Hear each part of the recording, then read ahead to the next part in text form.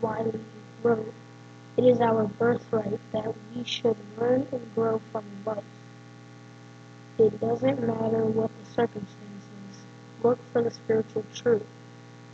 Look for the light behind every bit of darkness. We are here to learn and grow and become. There are no accidents. When we realize that everything is happening for our spiritual growth, we can ask, what am I to learn from this?" Let's affirm together. I take time to listen to Spirit's highest ideas of life. And now let me introduce Dr. Reverend Kathleen Johnson. Yes! High five! Thank you, Dean.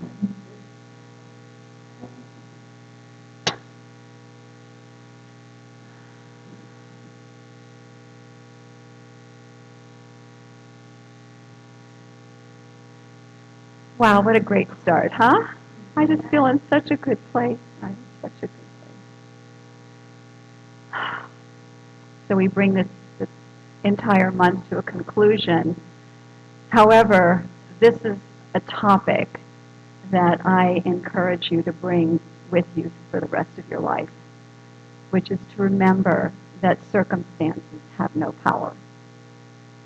To remember that beyond these five senses, which put us in kind of a trance of separation, and our social conditioning, that beyond all of that, we are multidimensional beings. We are beings of pure spirit. And as such, we are tapped into a field of all possibility and all potentiality.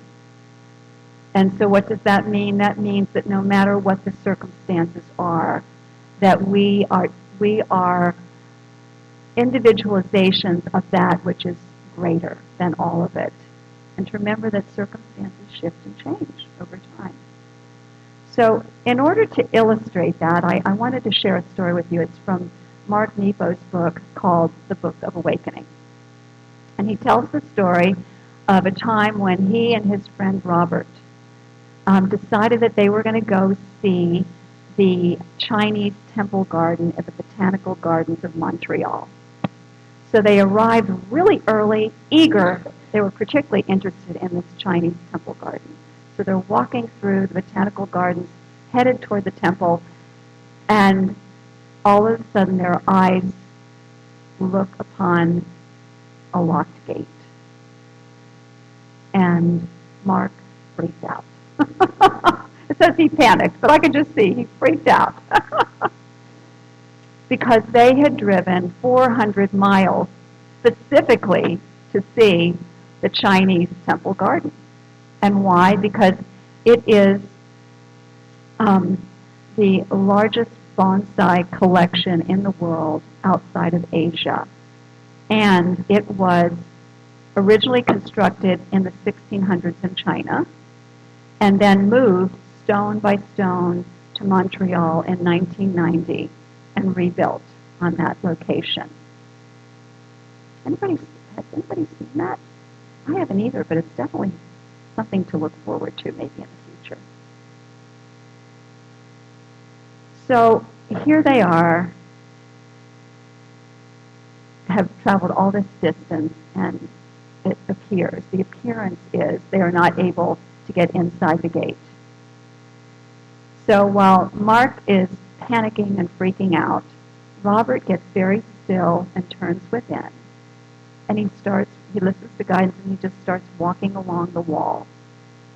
And Mark reluctantly follows them, just actually getting more irritated and cranky as they're moving along.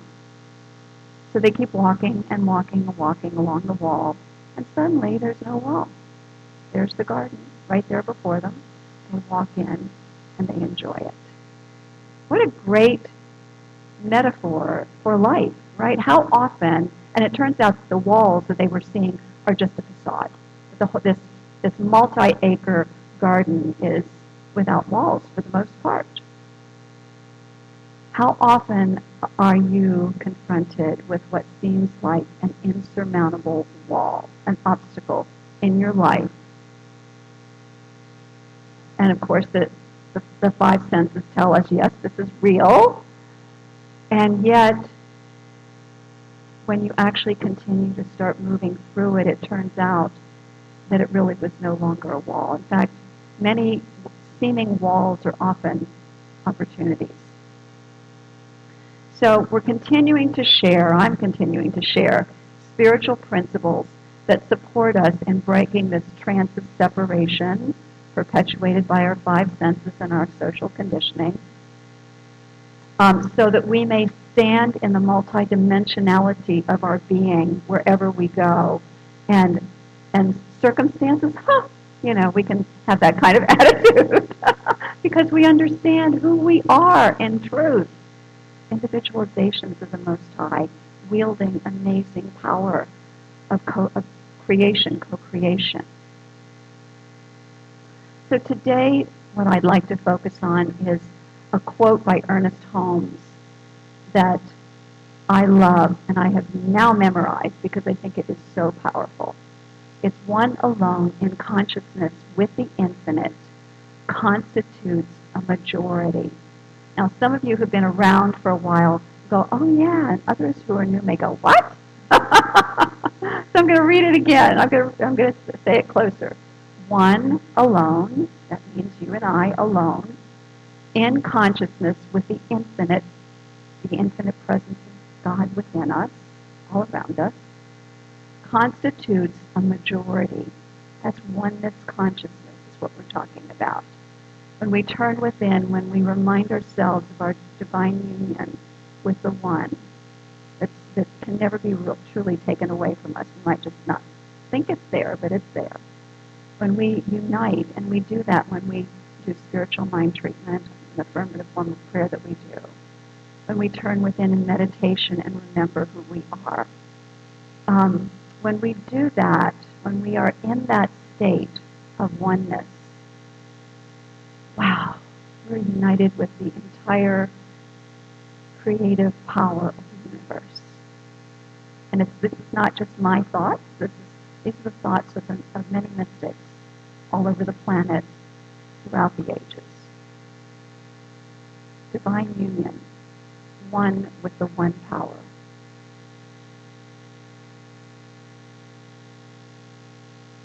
Jesus put it this way, his principle of oneness that he taught. I and the Father are one, and he didn't mean just himself. He was teaching that as a principle for all of us. The other one is, and the Father, of course, is the divine presence within. The other one is the kingdom of God is within. That means the field of all potentiality and all possibility is within us. And all that the Father has is mine. The entire field of all possibility and all potentiality is ours. All love, all peace, all joy, all goodness, all wisdom, all power. These statements of oneness and power are that which I invite you to stand in when you are facing the stone walls of life circumstances, the standing stones. So what is circumstance? Let's take a look at that for a minute. Circumstance means that which stands around us, and it's an effect. It's a result of personal and collective consciousness. We are just amazing beings, and we look through all these eyes and these senses, and we are projecting on the screen of life all together, individually and all together, and this life experience is what we're getting from this. It's this amazing co-creative thing. It's mind-blowing to think about, particularly when you go down to the subatomic level and realize that there's just this unified field out of which all of this arises. So circumstance, the effect or the result of personal and collective beliefs. And more powerful than that, then, of course, is the infinite power, the field of all possibility and all potentiality. that we are of, that we are individualizations of. We are pure spirit. It stands within us, around us, above us, below us, beyond the circumstances. As we stand in that infinite power then, it calls us to see through the wall of circumstance and instead to see a higher truth and to live from that place. So instead of fighting the wall, the stone wall, or accepting it as just insurmountable, so I may as well give up, we can unify in consciousness with the one, with the infinite.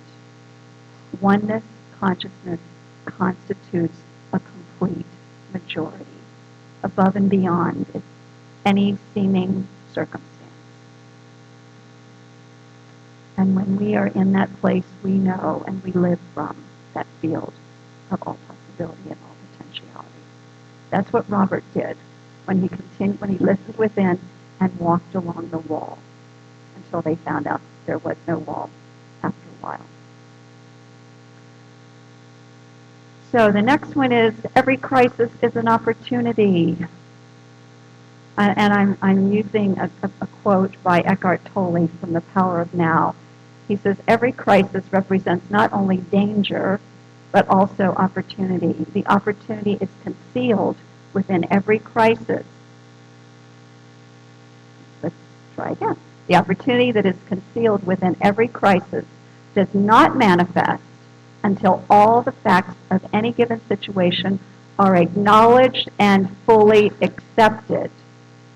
As long as you deny them, as long as you try to escape from them or wish that things were different, the window of opportunity does not open up. This almost seems like a paradox, doesn't it? It's like look beyond it, but what he's saying is we also don't want to just pretend like it's not there, and not do anything. So I immediately think about the climate crisis when I think about this. So I acknowledge that there's a crisis. What are the facts? We get the facts. We accept what is. And then from that point, it doesn't mean we accept that it's that way and it's got to be that way forever. It just means we accept that this is the way it is now. And then the windows of opportunity begin to open up because we're turning within and we're listening. What is mine to do? What is mine to be is probably even a more important question. So we can ask two different kinds of questions when we look at what to do with this opportunity. There's called the transitional question, which is, will you use it as a transition to improve circumstances? Well, that's good. Recycle, reuse, and all the other things that we do, compost. Those are good. I think the even more important question is, though, will you use the crisis to transform your consciousness? Because it's consciousness that gives rise to what we are experiencing right now. So the true ultimate transformation of the circumstances starts within, as an inner transformation, to become a greater expression of peace, wisdom, love, to be in that place of open to higher ideas in the mind of the one universal presence that we find right within us. And then we come from a higher place. And we are actually the change that we wish to see in the world. A greater expression of our true self. James Simmons, who's a unity minister, provides this analogy of the difference between a transitional question and a way of handling it, and a transformational way of handling it. She says that imagine that you are swimming in the ocean, and then suddenly, you're out there, and suddenly you get caught in a riptide. And everybody knows the riptide takes you straight out. And so imagine yourself struggling, swimming, struggling to get out of the riptide, and maybe for a while you're trying to fight against it and go straight toward shore, and that's not working, and that's not working. Maybe you haven't heard about, going parallel with the shore. And so eventually you decide to go parallel with the shore, and then eventually somebody comes, after all the struggle, the lifeguard comes and helps to pull you to shore. That's transitional. That's a lot of efforting to improve a situation. Transformation is when you wake up and realize it was a dream, and you're in a new state of awareness and consciousness, and you realize that there are new possibilities and potentialities, and that you're not fighting against the old, but you're creating the new. You're creating the new and the fresh. Transformational consciousness. You're changed. The change, your being is changed because why? You've taken a deep dive within to assume that consciousness of oneness, that new perspective. So it is important to remember that everything is happening for our spiritual growth. Do you believe that? Everything is happening for our spiritual growth. Even the most challenging things that seem to be happening. They're opportunities to evolve in consciousness. So questions. What are the questions you can ask yourself that are transformational questions? The one that Lawson read. What am I to learn? What am I to learn from this? What am I to learn from experiencing climate change? How am I to transform? What have I learned and then what happens is things like this. This is one for me. Is like I reached a point where I said, what am I learning from stressing over this? And how is that really helping? And then I realized it's not helping. It's a poor use of my energy. Or fighting or complaining about people who aren't doing their part, or whatever it is. A waste of energy. So instead of fighting the old, building the new. Building the new. And so then turning within, centered in the spirit, centered in who I am in truth. Then what are the actions that I'm taking? And so we've been taking all kinds of actions that come from inspiration, and some of them that have been passed on from my daughters. We compost and we recycle, and I wash out and reuse plastic bags. We have a little rack that we hang them on, and it kind of goes on and on in those different ways. And I'm sure there's more that we can do. And so it's really the idea is to continue to listen, to gain the clarity on what is mine to do. I also include prayers. We have, when I meet with my prayer partners, when I pray alone, my prayers include not only prayers for myself and my prayer partners and prayer requests that we receive and prayers for the community, but prayers that relate to the world, to the planet, to things like climate crisis, and instead to provide a new mental equivalent for those things. Knowing that, again, that beautiful principle that I alone in consciousness with the infinite constitute a majority. Those seeds of the new mental equivalent are falling upon the fertile soil of creative medium of universal mind.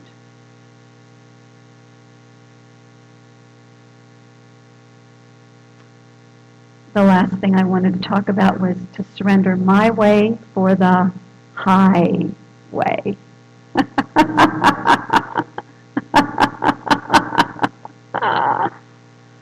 So with every circumstance then, there are people who are happy with it, unhappy with it, or who don't care.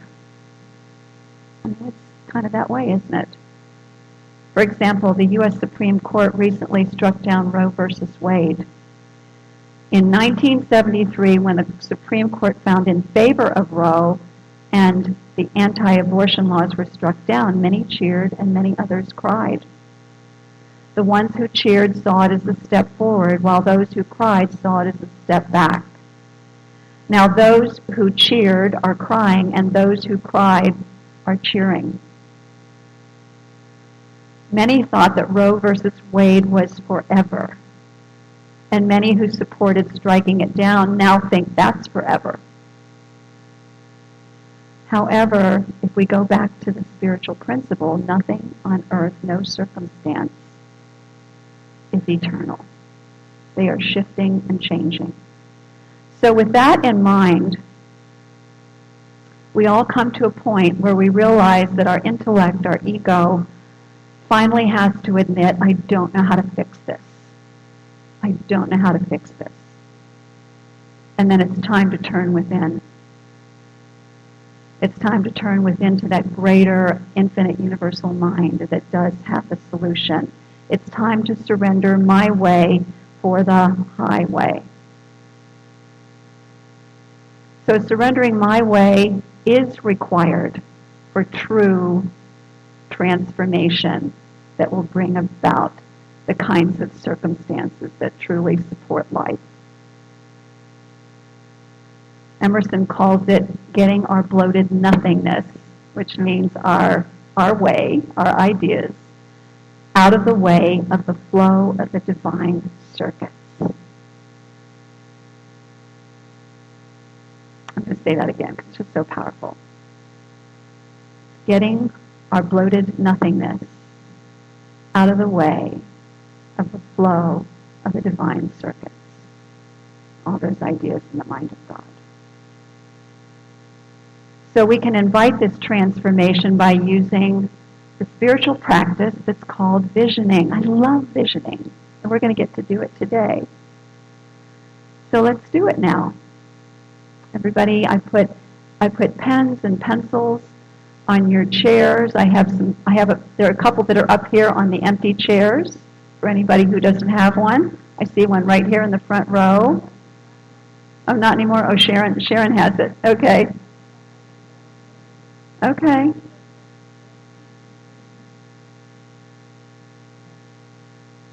I think we'll do this without music, Dean, so you can participate too.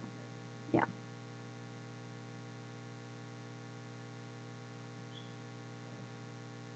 Everybody have a pen and Mary, it looks like Mary has some extra papers. Raise your hand if you didn't get a paper. Okay. And I put a lot of pens out, so maybe some of you have pens in your purses that you can use. Okay, so let's do that flow from head to heart, bringing our attention to our heart, the seat of intuition, our contact point with the infinite, the field of all potentiality, all possibility, all wisdom, omnipresence, omniscience. We are multi-dimensional beings, and we're tapping into that realm of the divine, infinite, invisible realm. Breathing in and out of the heart, slowing the breath down, tuning in. I'd like you to first ask yourself, we're doing a little preparation now, what is the seemingly insurmountable standing stone or standing wall of circumstance in my life that has my attention? What is that for me that I choose to open up to with a greater vision? So choose whatever that circumstance is in this moment and write it on your paper.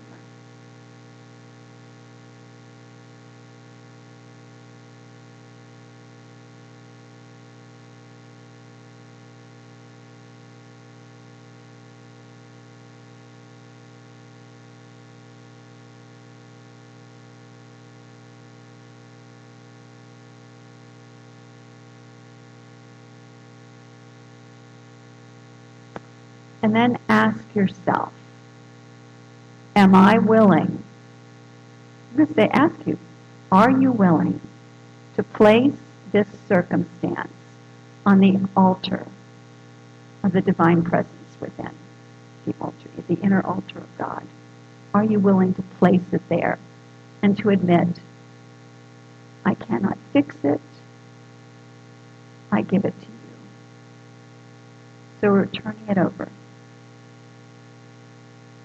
Consciously, I invite you to consciously turn it over and place it on that altar within.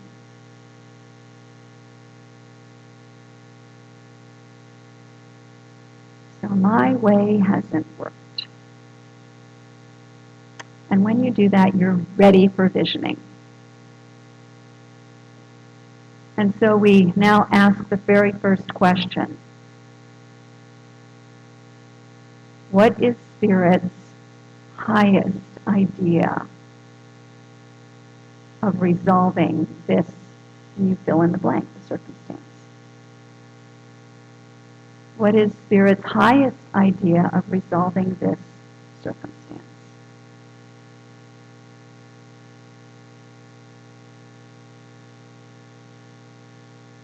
And when you do, when you contemplate that question, I'd like you to just give yourself a moment or two of silence, tuning into your heart, listening with reverence. And when you're ready, just begin to write.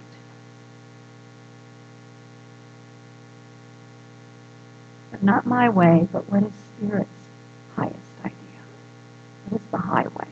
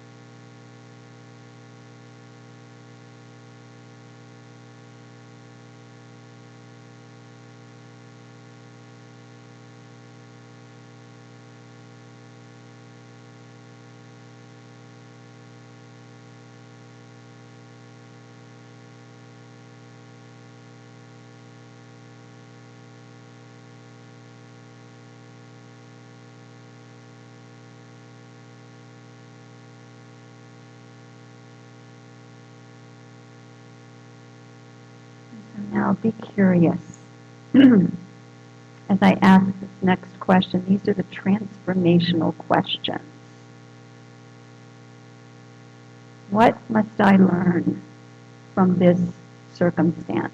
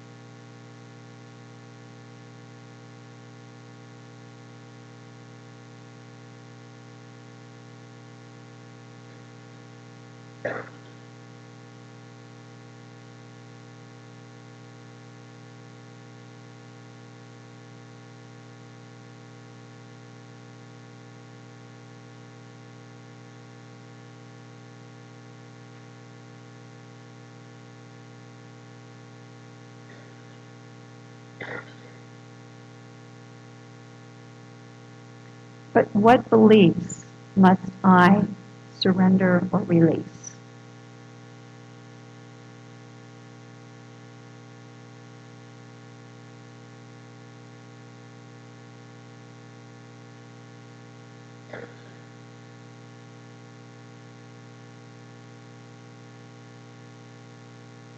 How must I transform in consciousness?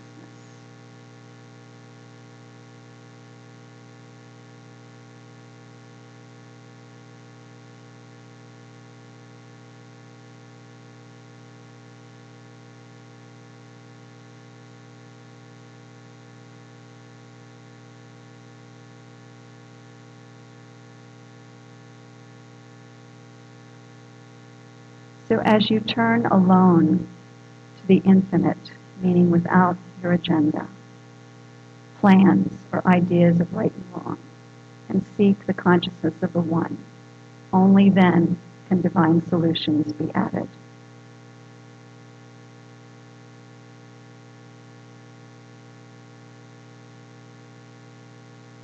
So take a breath and complete maybe what you've written. Give thanks for the insights. And I claim in this moment, right here and right now, that that which is to be released is already released. It's planted in universal mind. And that which we are to become, that which we are to learn, the ways in which we are to transform are also planted in the creative medium of universal mind. And so we come with open hands and open arms to the infinite, guided into what is ours to be and to do. And all is well. So I release this word into the universal law of mind. And so it is. Amen.